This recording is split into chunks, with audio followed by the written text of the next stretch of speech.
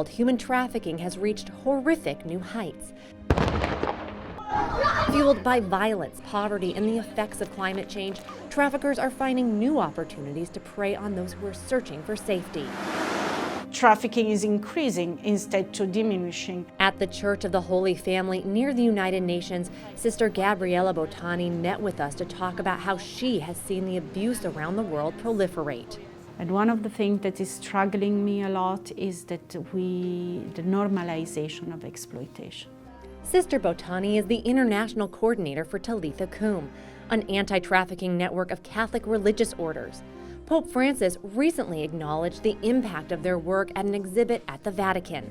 Pictures of human suffering and triumph, men, women, and children touched by the tireless efforts of women of faith. We will rescue all of you.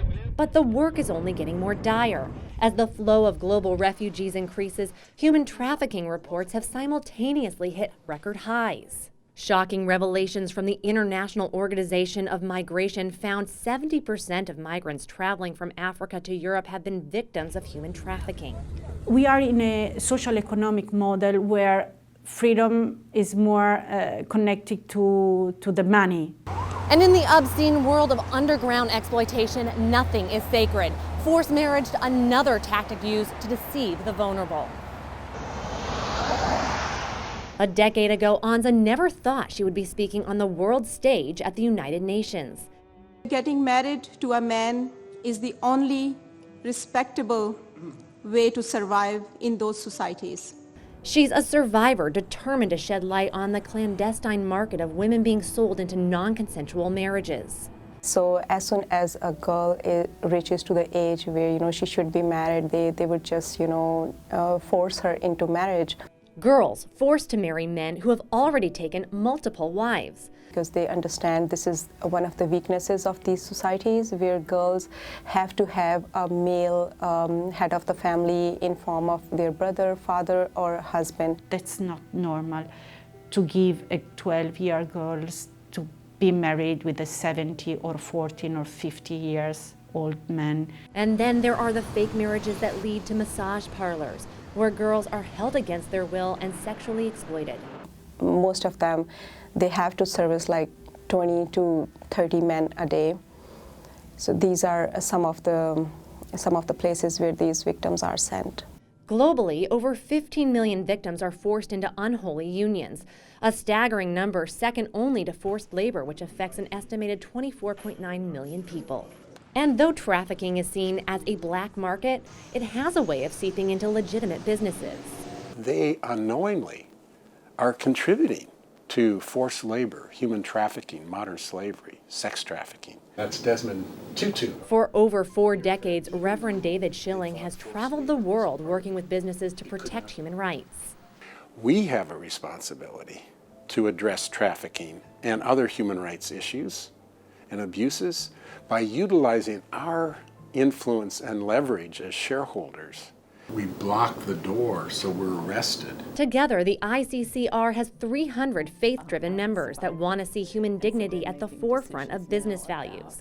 Sister Pat Daly is one of those members.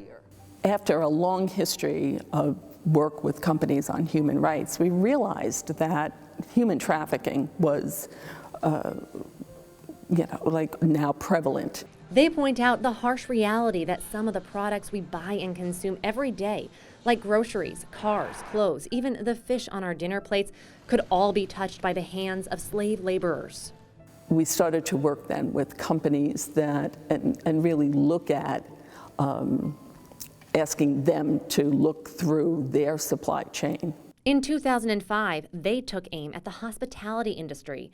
A member noticed a legal case involving Marriott in Costa Rica where children had been exploited. We filed a shareholder resolution that went to the company, identified all the issues around egregious violations of children's rights, and to Marriott.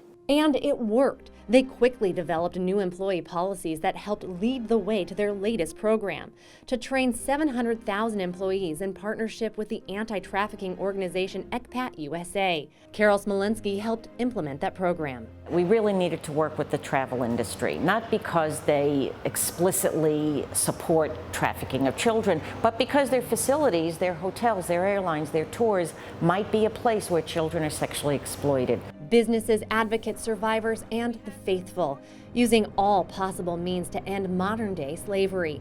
But what will it take to completely defeat such evil? First of all, we have a lot of laws, but they have to be implemented. The second thing is, let us follow the money.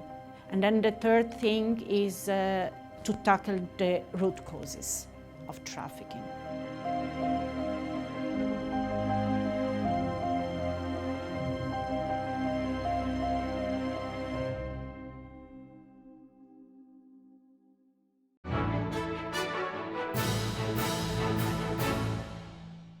If you're watching Currents News on YouTube, be sure to hit the subscribe button and then click on the bell to get instant updates about all of our newest content, because we are putting your faith in the news.